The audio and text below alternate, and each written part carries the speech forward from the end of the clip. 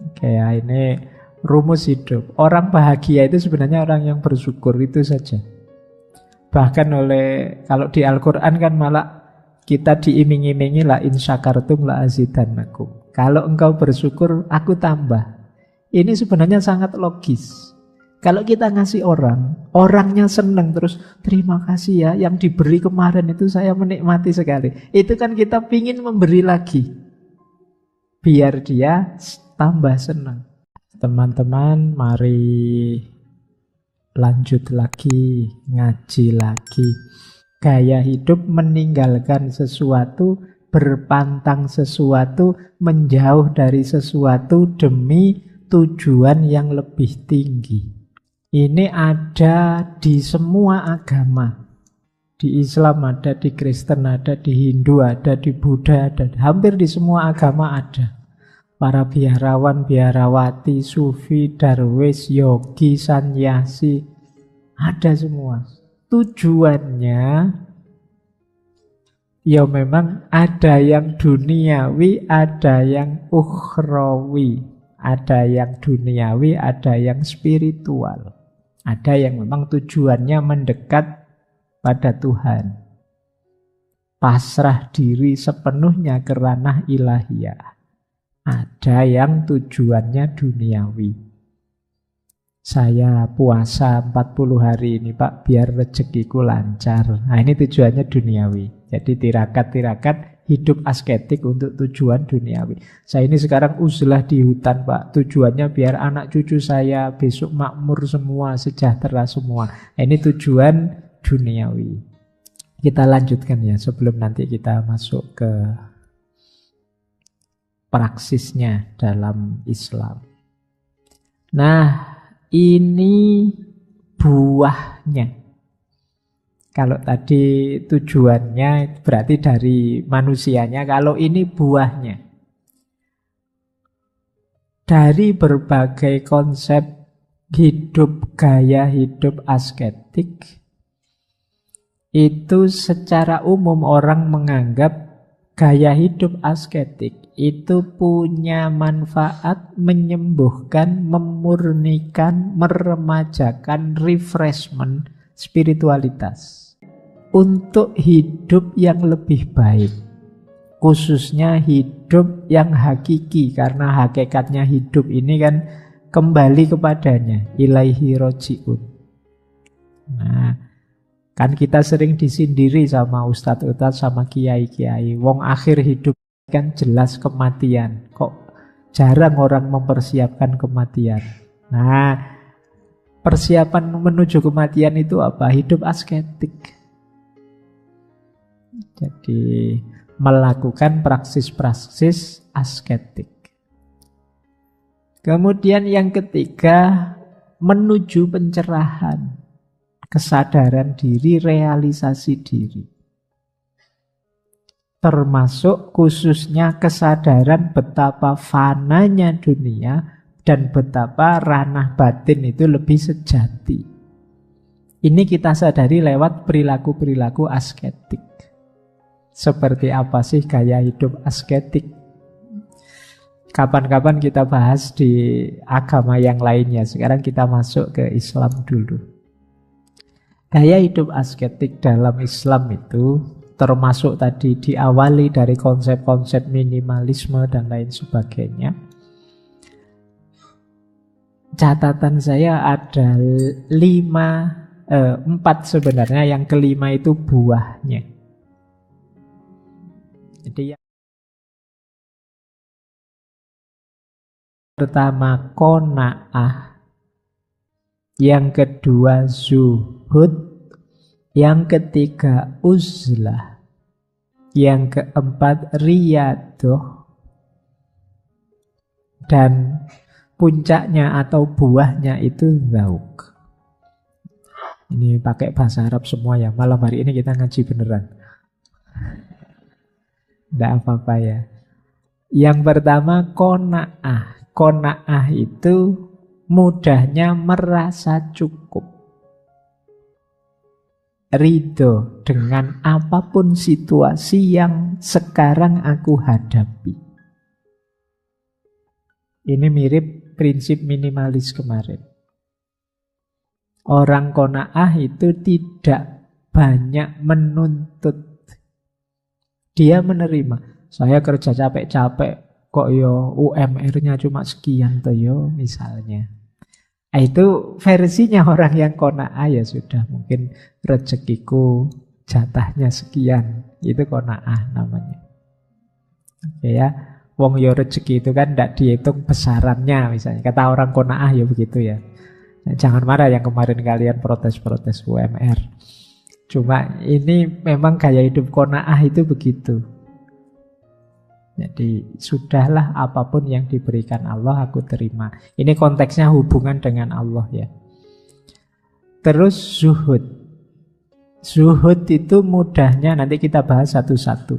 Jiwa yang tidak lagi terikat, jiwa yang tidak lagi tertarik oleh hal-hal duniawi. Ini orang mentalnya zuhud. Orang ini loh diberi uang banyak ndak mau. Khawatir nanti kalau punya uang banyak malah mikir aneh-aneh, malah ndak karu-karuan. Ini jiwa orang semacam ini namanya orang yang zuhud. Diberi jabatan tinggi loh, beliau lebih milih menolak. Karena khawatir dengan jabatan yang tinggi nanti beliau melakukan hal-hal yang dilarang. Ini namanya orang zuhud. Nanti ada lagi uzlah. Uzlah itu menjauh dari keramaian dalam rangka mendidik jiwa agar tidak terlalu cinta dengan dunia. Ini namanya uzlah. Kenapa jiwamu harus dididik? Karena jiwa yang terlalu cinta dengan dunia sulit dikendalikan. Setelah bisa qanaah, zuhud, uzlah, 3 hal ini sebenarnya kondisi jiwa. Nanti baru riyadhah. Riyadhah itu ya tadi melakukan latihan-latihan, melakukan zikir, ibadah yang banyak mendekat pada Allah. Kalau diri kita terbentuk bisa qanaah, bisa zuhud, bisa uzlah, istiqomah dalam riyadhah, insya Allah akan menemukan zauk. Zauk itu kita bisa menikmati keimanan. Kita bisa menikmati kedekatan kita dengan Tuhan. Zauk itu makna literalnya rasa. Kita bisa merasakan indahnya dekat dengan Tuhan, indahnya mencintai dan dicintai Tuhan. Ini tergantung kondisi mental kita tadi, qanaah, zuhud, uzlah, dan istiqomah kita dalam riyadhah. Selama ini kan lebih sering perintah-perintah agama itu jadi beban dalam hidup kita, diakui atau tidak.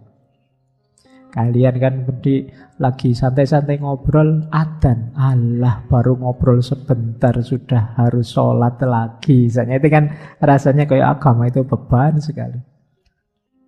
Nanti Pak Ustadzmu bilang, Alhamdulillah Ramadan datang, mari kita gembira. Gembira bagaimana 1 bulan tidak makan berat ya. Itu berarti apa? Kalian belum bisa merasakan zauknya, rasanya. Nah, untuk bisa merasakan zauknya perlu tirakat, perlu gaya hidup asketik tadi. Penataan jiwa, penataan mental melalui qanaah, zuhud, uzlah, riyadhah. Jadi ini rumusnya. Kan belakangan ini banyak orang mulai ragu, kata agama ini kok sering jadi sumber masalah ya Pak. Ya, sumber masalah sebenarnya manusianya. Cuma kan kamu merasa kok ya porosnya selalu lewat agama. Kemungkinan kita belum bisa menikmati agama. Belum ketemu zauknya, belum ketemu rasanya.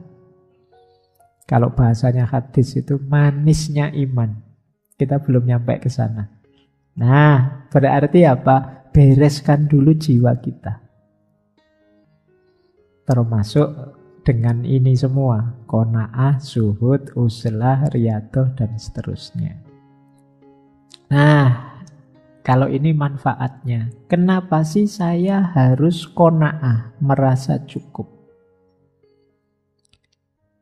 Yang pertama, rasa qanaah itu secara tidak sadar menghadirkan Tuhan, menghadirkan Allah dalam hidupmu. Jadi qanaah itu kan merasa bahwa ya Allah, aku terima pemberianmu berapapun, seperti apapun. Loh, ini kan ada kesadaran ilahiyah dalam hidupmu. Kemarin-kemarin kan kita sering merasa gimana ya caranya saya bisa sadar secara kontinu terus-menerus bahwa hidup ini diawasi Tuhan, hidup ini dekat dengan Tuhan terus. Nah, jiwa yang qanaah itu jiwa yang selalu nyambung dengan Tuhan. Karena ya Allah, aku siap menerima apapun pemberianmu. Jadi memperkuat hadirnya Tuhan dalam hidup kita. Apalagi kemudian ketika kita qanaah, itu yang kedua, memudahkan kita untuk bersyukur. Jadi ketika kita terima kan terus kita syukuri apapun pemberiannya Allah. Tambah mudah bersyukur. Hari ini kan banyak orang yang gaya hidupnya pengeluh, penyambat. Apa penyambat itu? Suka sambat. Apa saja dikeluhkan karena cara berpikirnya serba negatif. Jadi diajak ngaji ke masjid, wah khawatir saya jangan-jangan nanti ngantuk. Pokoknya mikirnya selalu bagian ndak enak itu. Jadi diajak apa saja melihat sudut negatifnya. Wong diajak ke kafe aja, wah janganlah di kafe, banyak maksiatnya nanti. Ayah, nanti diajak ke masjid alasannya ngantuk, diajak ke kafe alasannya maksiat, nanti diajak apa saja alasan, terus pokoknya nyari sisi jeleknya. Kuliah pagi mengeluh, wah kuliah kok pagi-pagi Pak, belum bangun. Nanti kuliah siang, Pak panas-panas gini Pak, suruh mikir. Kuliah sore ya, Pak kampusnya mau tutup Pak, Bapak ndak berhenti-berhenti. Lah terus kapan kuliah yang enak itu? Pagi kamu sambat, siang kamu sambat, sore sambat. Oke ya, berarti kamu kurang qanaah. Ayo qanaah, biar bisa bersyukur. Alhamdulillah Pak, kuliahnya pagi. Saya bisa terbantu, bisa bangun pagi. Alhamdulillah Pak, jadwalnya siang. Saya ndak harus ke susu-susu, ini pagi-pagi masih bisa aktivitas macam-macam. Alhamdulillah Pak, kuliahnya sore, ndak terlalu panas, juga ndak pagi-pagi, santai sambil menikmati sore misalnya.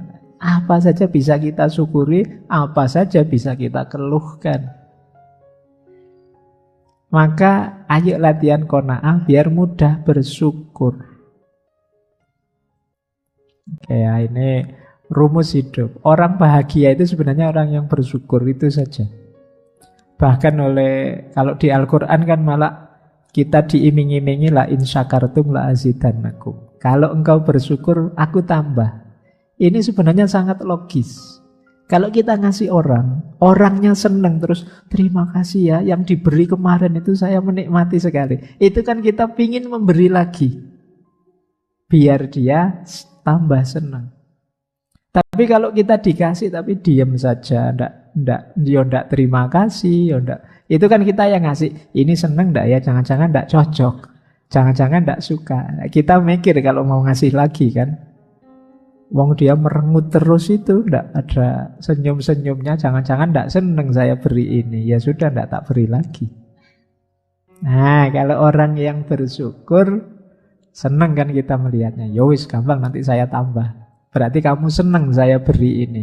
Itu kalau bahasa Al-Quran kan tadi, kalau engkau bersyukur aku tambah. Yang ketiga, hidup yang lebih baik, hidup yang lebih enak, hidup yang lebih nyaman, hayat yang thayyibah. Sering saya bilang hidup itu kalau pengen bahagia kita harus kenal batas. Nah, qanaah itu melatih kita tidak berlebihan. Dua hal yang sama antara mengenali batas dan tidak berlebihan. Kalau sudah ngerti batas, jangan ditabrak. Kalau kalian lampaui batas itu, yang semula membahagiakan bisa menyusahkan. Kalian kuatnya makan 1 piring, tapi berhubung ditraktir temenmu, kamu nekat. Mumpung gratis Pak, terus kamu nambah 2 piring. Itu blunder kamu. Kamu anggap piring kedua itu nikmat. Siksaan akhirnya bagimu. Kenapa? Kamu lupa berhenti. Kamu tidak tahu kapan harus merasa cukup. Jadi ini manfaat ketiga dari qanaah. Yang keempat tentu saja melindungi kita dari salah, dari dosa. Kenapa? Yang kita urusi semakin sedikit. Tidak terlalu banyak, tidak terlalu berlebihan. Kemudian memperoleh kekayaan yang hakiki. Kekayaan yang hakiki itu kan rasa cukup tadi. Kalau pakai parameter minimalisme minggu lalu, barang yang kita miliki berguna semua. Bukan barang-barang buah keinginan yang kalau sudah beli terus dibuang. Kenapa dibuang? Tidak cocok. Atau kemarin rasanya kayak butuh sekali, tapi begitu dibeli, ternyata tidak kepakai. Berarti kekayaan kita tidak hakiki.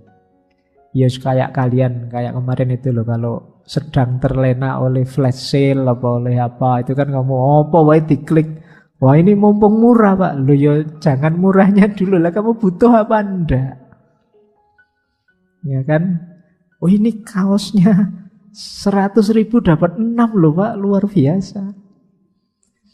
Akhirnya begitu kaosnya datang, wah saya sedekahkan saja Pak.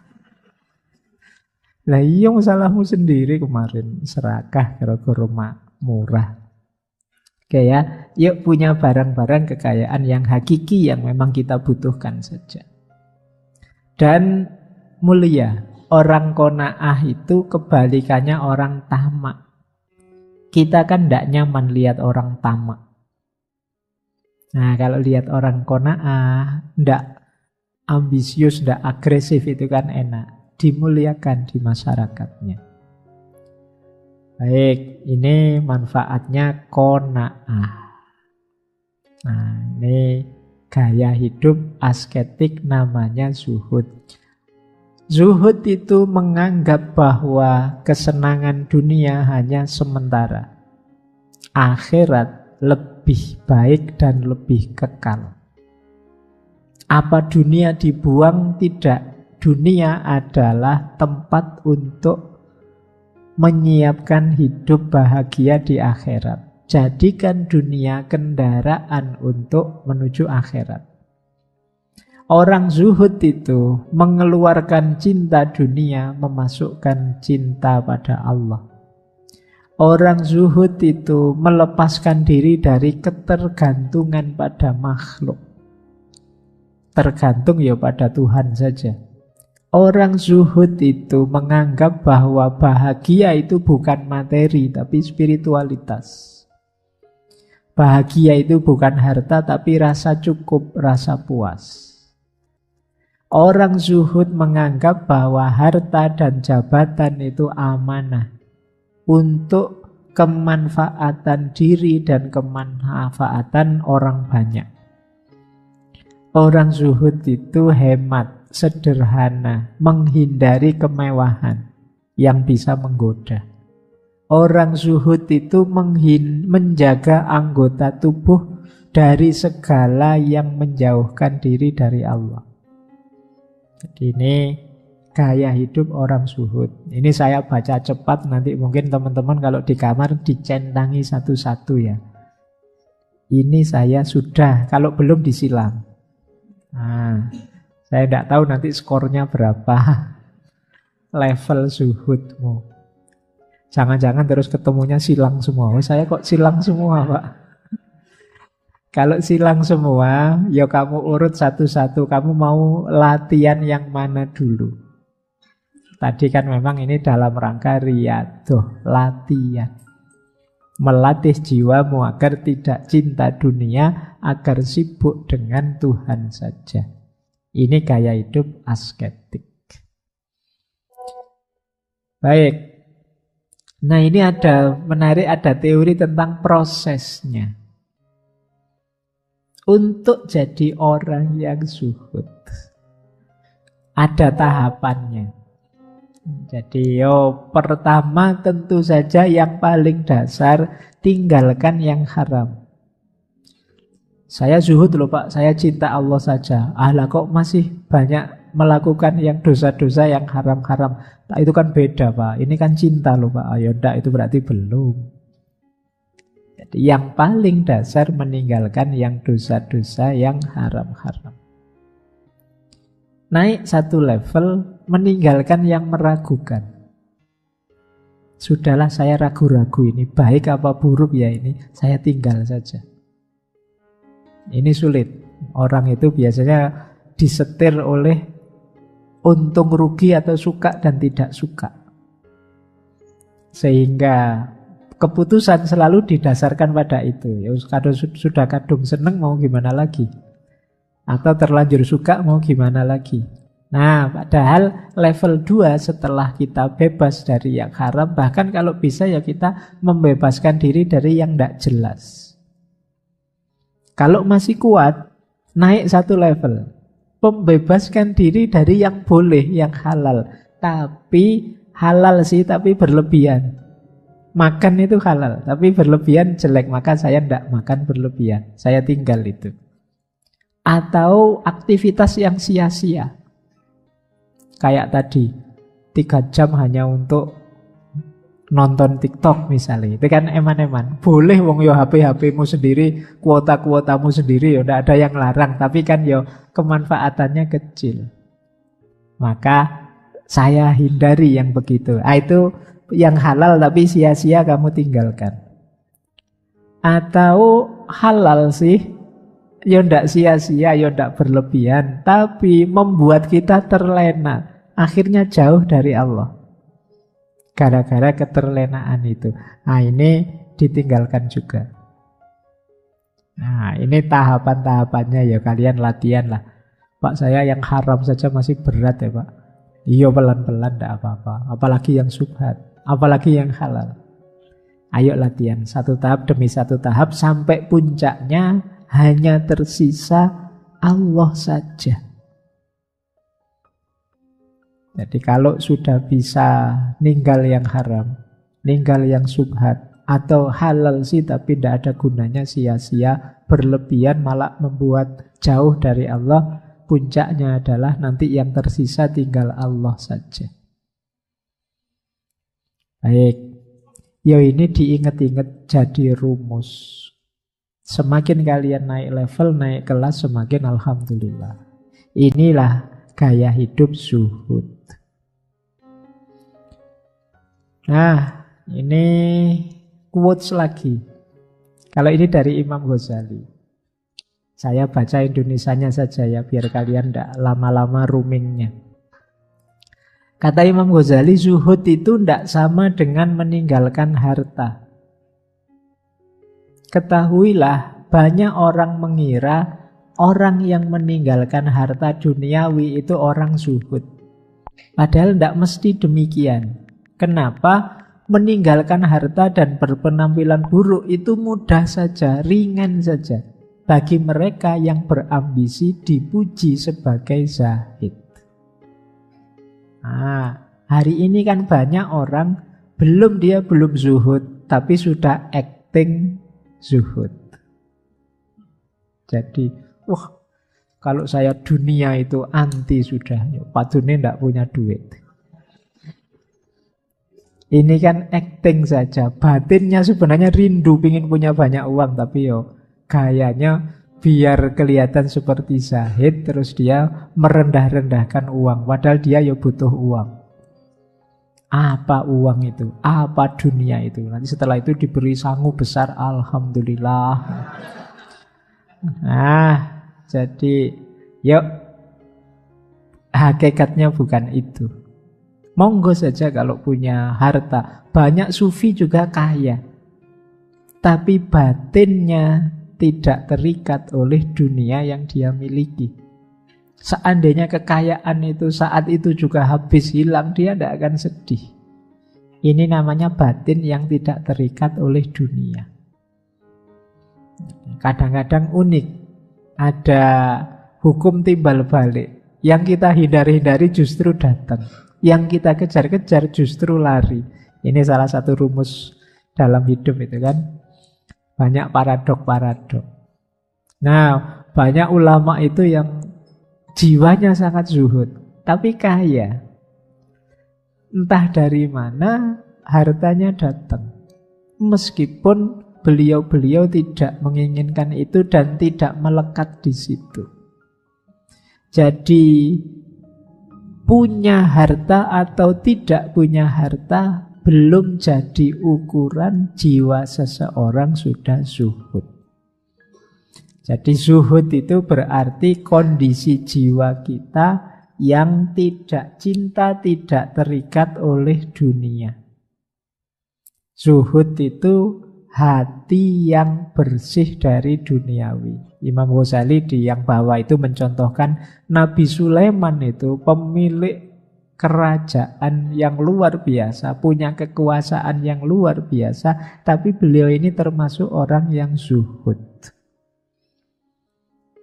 Jadi tidak kecewa, tidak sedih seandainya kehilangan harta atau kehilangan kekuasaannya. Alah wong dunia saja kok. Nah, itu mentalnya orang zuhud. Nah, terus ada lagi uzlah. Kalau uzlah ini lebih ekstrim daripada zuhud. Karena dalam uzlah itu tidak sekedar hatinya, tapi tubuhnya juga menghindar dari keramaian. Jadi uzlah itu dari kata-kata azala ya'zilu, i'tazala ya'tazilu. Ini artinya apa? Mengasingkan diri dari dunia ramai. Dalam rangka apa? Melatih batin biar bisa zuhud. Kan kadang-kadang kita harus latihan dulu. Tadi namanya riyadhah. Wah Pak, kalau saya masih di circle saya yang sekarang, sulit saya menumbuhkan jiwa zuhud. Pingin zuhud kok tiba-tiba diajak ngafe, pingin zuhud tiba-tiba diajak touring, healing, tiba-tiba diajak, wah kapan saya zuhudnya ini Pak. Nah, bisa ambil strategi riyadhah dengan cara uzlah. Menjauh dulu deh dari keramaian. Nanti kalau batinnya sudah kuat, tidak mudah tergoda, turun lagi. Nah, ini sebenarnya salah satu laku dalam tasawuf. Namanya uzlah. Para ulama dulu ya banyak yang melakukan uzlah dalam rangka menjaga diri biar tidak mudah tergoda. Menjauh dari keramaian, menenggelamkan diri. Biar tidak kelihatan dulu. Dalam rangka apa? Latihan. Kalau kita hari ini kan takut. Kemarin kan ada FOMO. Takut dia anggap tidak ada. Sehingga kalian pokoknya pingin tampil terus, pingin kelihatan terus. Waduh Pak, channel YouTube saya sudah seminggu ini tidak ada isinya, harus bikin konten ini. Pokoknya kamu pingin tampil terus. Kamu lupa logika tadi, logika riyadhah tadi. Mending kamu puasa dulu, jangan tampil. Nanti kalau sudah hebat baru bikin konten yang luar biasa. Daripada memaksa tampil terus tapi tidak berkualitas. Nah, ini logiknya FOMO kan yang sering dipakai kemarin. Nah, uzlah melatih yang sebaliknya. Jauhkan dirimu. Lakukan riyadhah dulu. Mendekat dulu pada Allah. Baik. Nah, ini ada beberapa, ini saya ambil dari kitabnya Imam Ghazali ya, Ihya Ulumuddin. Ini salah satu hadis yang Rasulullah Nabi Muhammad menyarankan kita di situasi tertentu menjauh. Jangan terlalu terlibat. Kata beliau begini, bersabda beliau, apabila engkau menyaksikan manusia pada ingkar janji dan amanah yang dipercayakan pada mereka, kemudian mereka menjadi begini. Jadi begini itu beliau memasukkan jemari yang satu ke jemari yang lain. Maksudnya apa? Mereka ini sibuk bertengkar dan berkonflik. Jadi kalau sekelilingmu sudah tidak karu-karuan, isinya orang gegeran, orang konflik saja. Para sahabat terus tanya, lalu apa yang harus kami lakukan wahai Rasulullah? Tetaplah kalian berada di rumah kalian, jaga lidahmu baik-baik. Yo, saya tambah ya sekarang, jaga jempolmu baik-baik.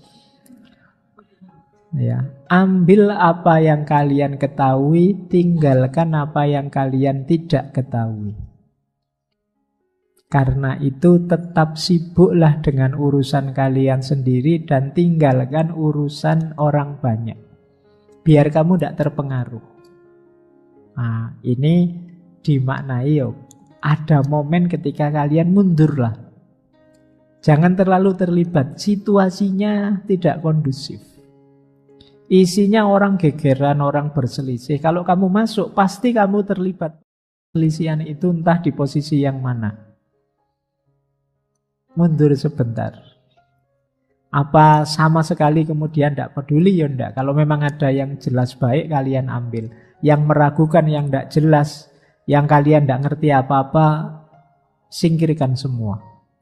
Nah, ini petunjuk dari Nabi. Ini juga dipakai untuk memahami uzlah.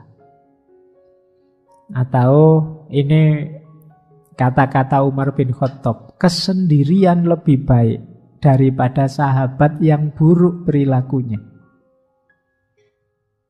Punya temen sak kos itu kok kurang ajar semua. Yo wis lah. Ndak apa-apa kamu milih. Aku tak menyendiri sebentar, menjauh sebentar. Ini ada kalimat dari Ibnu Somad. Ini masih saya ambil dari Ihya. Manusia itu ibarat obat yang dengan mereka kita bisa menyembuhkan beberapa penyakit. Kita ini kan makhluk sosial, butuh orang lain. Tapi hari ini banyak manusia yang justru jadi penyakit. Dan sulit mencari penawarnya. Oleh karena itu kata saya Ibnu Somad, larilah dari manusia banyak sebagaimana kalian lari dari singa. Waduh, sebelum aku diajak maki-maki ini tak minggir saja, lari saja. Wah, sebelum aku diajak berkonflik yang tidak jelas ini, tak pergi saja, minggir saja. Waduh, sudah nyinggung-nyinggung cebong dan apa? Aku tak minggir saja, itu sudah tidak produktif mesti diskusinya. Boleh. Karena kamu menganggap tidak kondusif situasinya sudah.